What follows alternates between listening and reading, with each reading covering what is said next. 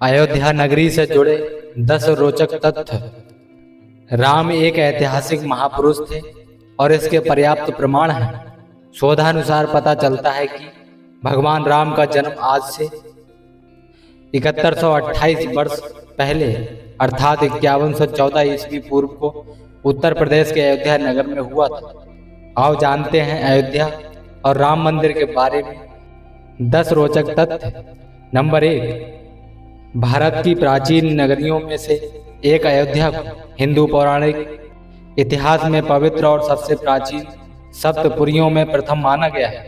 सप्तपुरियों में अयोध्या, मथुरा, माया, हरिद्वार, काशी, कांची, अवंतिका यानी कि उज्जैनी और द्वारका को शामिल किया गया है। नंबर 2, सरयू नदी के तट पर बसे इस नगर को रामायण अनुसार प्रथम धरतीपुत्र स्वयंभुव मनु ने बसाया था। पौराणिक कथाओं के अनुसार ब्रह्मा से जब मनु ने अपने लिए एक नगर के निर्माण की बात कही तो वे उन्हें विष्णु जी के पास ले गए। विष्णु जी ने उन्हें अवध धाम में एक उपयुक्त स्थान बताया। विष्णु जी ने इस नगरी को बसाने के लिए ब्रह्मा तथा मनु के साथ देव शिल्पी विश्वकर्मा को भेज दिया। हालांकि इस नगर की रामायण अनुसार विवस्वान यानी कि सूर्य के पुत्र वैवस्वत मनु महाराज द्वारा स्थापना की गई थी। मथुरा के इतिहासकार के अनुसार वैवस्वत मनु लगभग 6673 ईसा पूर्व हुए थे। नंबर 3, अयोध्या नगरी भगवान विष्णु के चक्र पर स्थित है। स्कंद पुराण के अनुसार अयोध्या भगवान विष्णु के चक्र पर विराजमान है। नंबर 4, अयोध्या का सबसे पहला वर्णन अर्थवेद में मिलता है। अर्थवेद में अयोध्या को देवताओं का नगर बताया गया है। अष्टचक्रा नवद्वारा देवाना पुरयोध्या।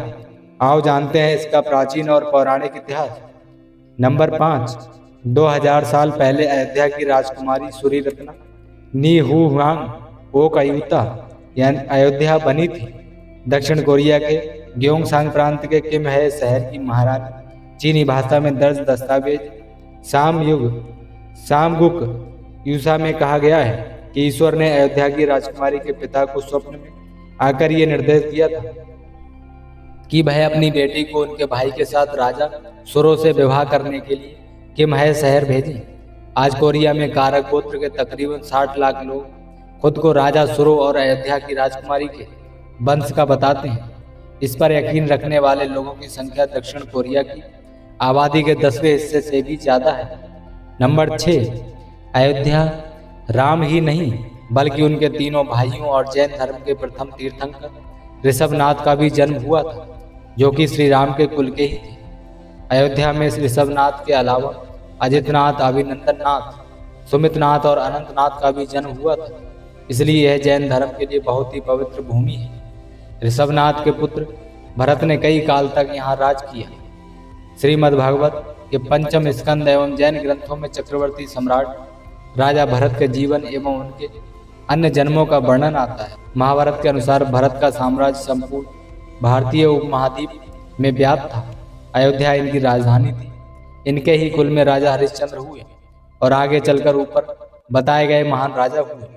नंबर 7, अयोध्या के आसपास एक नहीं लगभग 20 बौद्ध विहार होने का उल्लेख मिलता है। ऐसा कहते हैं कि भगवान बुद्ध की प्रमुख उपासिका विशाखा ने बुद्ध के सानिध्य में अयोध्या में धम्म की दीक्षा ली थी। इसी के स्मृति स्वरूप में विशाखा ने अयोध्या में मणि पर्वत के समीप बौद्ध विहार की स्थापना करवाई थी। यह भी कहते हैं कि बुद्ध के महापरिनिर्वाण के बाद इसी विहार में बुद्ध के दांत रखे गए थे। नंबर 8, अयोध्या सिख धर्म का भी पवित्र स्थल है। यहाँ के ब्रह्मकुंड नामक स्थान पर गुरु नानक देव जी ने तप किया था। नंबर 9, श्री राम के काल में अयोध्या की विश्व के प्रमुख व्यापारिक केंद्र में गिनती होती थी। वाल्मीकि रामायण के अनुसार यहाँ विभिन्न देशों के कारोबारी आया जाया करते थे। यहाँ महत्वपूर्ण प्रकार के शिल्प और अस्त्र शस्त्र बनते थे। यह हाथी घोड़े के कारोबार का भी केंद्र था। कम्बोज और बाहिर जनपद के सबसे बेहतर नस्ल के घोड़े का यहाँ कारोबार होता था। यहाँ विंध्याचल और हिमाचल के गजराज होते थे। यहाँ भी कहा जाता है कि यहाँ हाथियों की हाइब्रिड नस्ल का कारोबार भी होता था। नंबर 10, अयोध्या था देश का सबसे संपन्न और वैभवशाली नगर। वाल्मीकि रामायण के अनुसार वह पूरी चारों ओर फैली हुई बड़ी बड़ी सड़कों से सुशोभित थी। सड़कों पर नित्य जल छिड़का जाता था। और फूल बिछाए जाते थे। अर्थात इंद्र की अमरावती की तरह महाराज दशरथ ने उस पुरी को सजाया था। इस पुरी में बड़े बड़े तोरण द्वार, सुंदर बाजार और नगरी की रक्षा के लिए चतुर शिल्पियां द्वारा बनाए हुए सब प्रकार के यंत्र और शस्त्र रखे हुए थे। वहां के निवासी अतुल धन संपन्न थे। उसमें बड़ी बड़ी ऊंची अटारियों वाले मकान जो ध्वजा पताकाओं से शोभित थे और परकोटे की दीवारों पर सैकड़ों तोपें चढ़ी हुई थी। स्त्रियों की नाट्य समितियां की भी यहाँ कमी नहीं है और सर्वत्र जगह जगह उद्यान निर्मित थे। आम के बाग नगरी की शोभा बढ़ाते थे। नगर के चारों ओर शाखुओं के लंबे लंबे वृक्ष लगे हुए थे। यह नगरी दुर्गम किले और खाई से युक्त थी तथा उसे किसी प्रकार की शत्रुजन अपने हाथ नहीं लगा सकते थे। तो दोस्तों, आज की जानकारी कैसी लगी हमें कमेंट बॉक्स में ज़रूर बताएं और वीडियो पसंद आई हो तो वीडियो को लाइक शेयर चैनल को सब्सक्राइब कर सकते हैं।